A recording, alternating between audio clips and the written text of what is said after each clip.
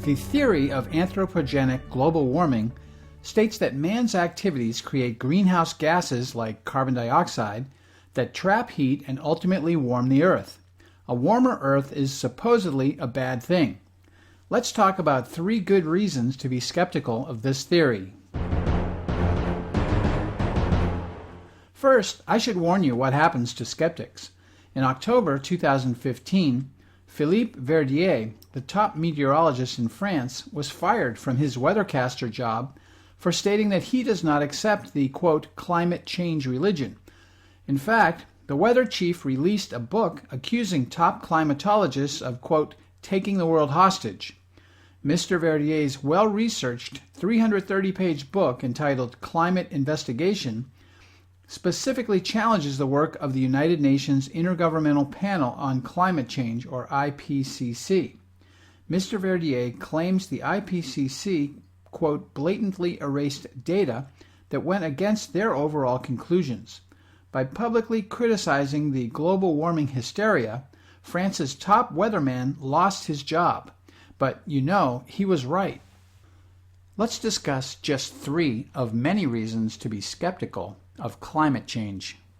First, it's actually the global warming proponents that are the real climate change deniers. Here is a chart from 1990 showing reconstructed temperatures from the past 1,000 years. Climate scientists and even the UN IPCC accepted this chart as fact. That is, until they decided to rewrite the climate record and make our time period very hot and very scary.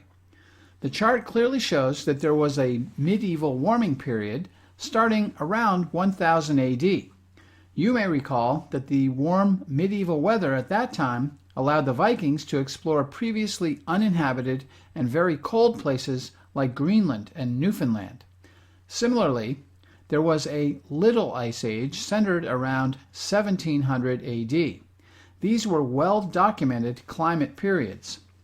In 1999, a corrected temperature data history was produced by climate change promoter Professor Michael Mann. This plot has been called the, quote, hockey stick chart, as temperatures appear flat for centuries and then apparently spike upwards once mankind started burning fossil fuels. This hockey stick chart is a great theory, and it has driven the climate change alarmists for nearly 2 decades. But there are 2 problems with the hockey stick chart. 1, statistics experts have completely debunked Professor Mann's methodology and algorithm. In fact, using Professor Mann's methods, almost any random set of data will generate a hockey stick shape. So the hockey stick chart is more propaganda than real science. Second, the hockey stick chart erases or denies the medieval warming period and the Little Ice Age.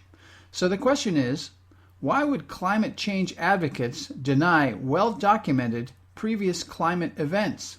Simple, because the science of the global warming activists appears to have been corrupted by politics, ideology, and the desire to get financial grants. Here's another reason to doubt global warming. As of 2015, global warming is apparently not occurring, not according to objective, non-politicized data. Of course, there is regional warming in some places like the Arctic, as well as cooling in other places like the Antarctic. But if you look at the average global temperature, it has been stable since about 1998. That's right, since 1998. And how do we know? Because the most rigorous scientific measurements using calibrated instruments installed in satellites operated by the United States National Oceanic and Atmospheric Administration, called NOAA, they have been making temperature measurements continuously since 1979.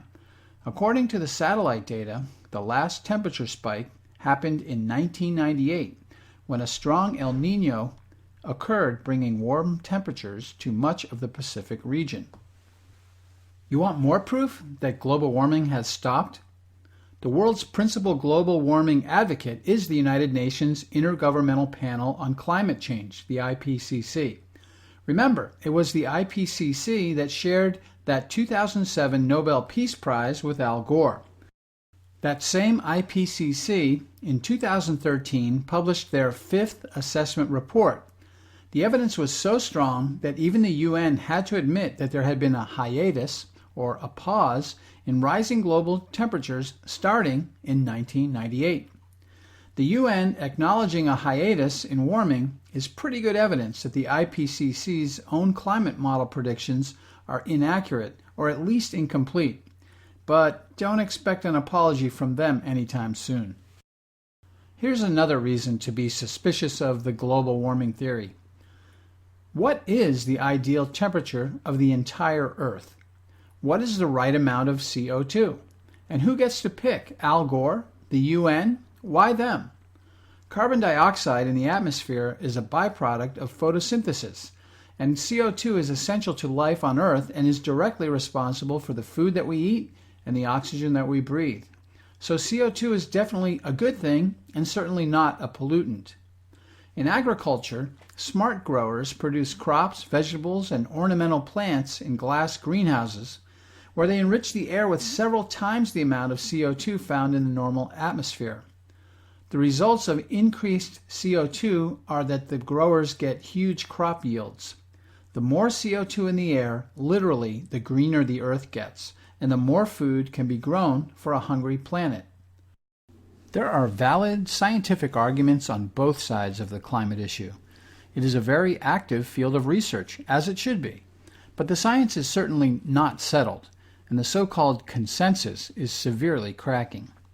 One problem is that the liberals and the global warming alarmists fudge or omit scientific data to fit their preconceived theory. As we saw in the case of the French weatherman, the global warming doomsayers are completely intolerant of anyone who does not accept their viewpoint. The costly remedies and the power grab proposed by the alarmists will certainly make the world economically poorer. The alarmist solutions will only grow government corruption, and in the end, their ideas won't really change the weather much either. Thanks for watching. Don't forget to like, share, or subscribe.